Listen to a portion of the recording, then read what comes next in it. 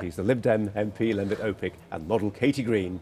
They both join me now to tell us about their campaign against size zero models. Very good morning to both. Good morning, yes. And this is a very, very serious campaign, and one which has certainly attracted a lot of media attention in recent years. Which way is that campaign going, do you think, Katie?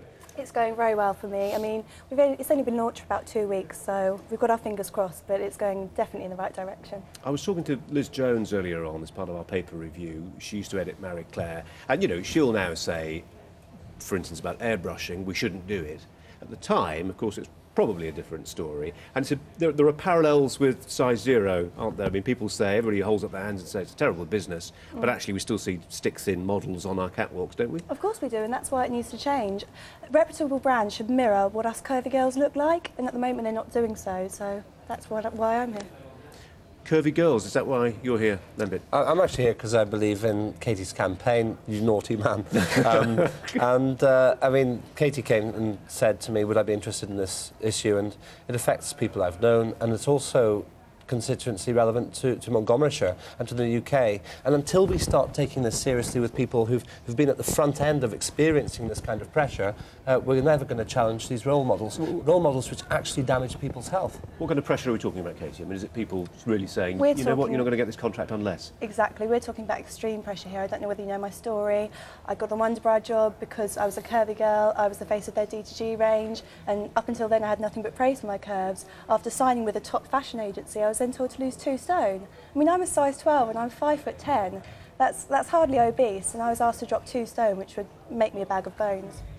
And when you say they told me to do that, I mean, without necessarily getting into sort of dangerous legal territory, I mean, it was absolutely explicit. It wasn't a discussion point. You were explicitly told you will lose 2 stones. To ban carbs after 4 o'clock in the afternoon, and that all lingerie models in my sector were a size 8 to 10. And, I mean, presumably you turned around and said, look, I run a serious risk of doing damage to my health if I do that. I'm not good. What did you say? Well, to be honest, at the beginning, I was so desperate to get this job and to be a top fashion model that I did it. For a week, I lost 8 pounds. I starved myself. I lied to my parents about what I was having for dinner because I was so desperate. But after a week, I was emotional, I was weak, I was tired, and I just thought, enough's enough and I have to stop. It's not worth sacrificing my health and my happiness for. And that's the issue here. There's definitely a political dimension to this, and what we're going to try and do is actually get the fashion industry to be responsible. And Katie's got some very specific things she wants to do about body mass index, and I'm hoping that in the months ahead, after everyone's had fun about whether we're going out with each other or not, we could actually have more of which later. Well, after that, we could actually talk about the front line here, and if the sector can't look after itself, it's going to have to be legislation.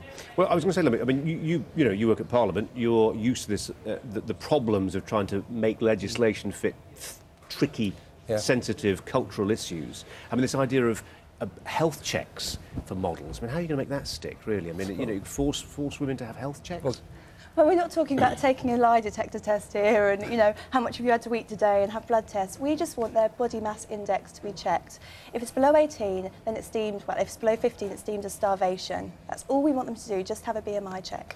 And that's eminently doable, and the industry could do it if they had the will to do so. But even during this campaign, Katie's been told that she's overweight. Now that's just absolutely ludicrous, and that's, I guess, why we've got to get ministers to start looking at the sector and saying, either you regulate yourselves or we will regulate you to stop people suffering permanent health damage and even dying as a result of these kinds of pressures.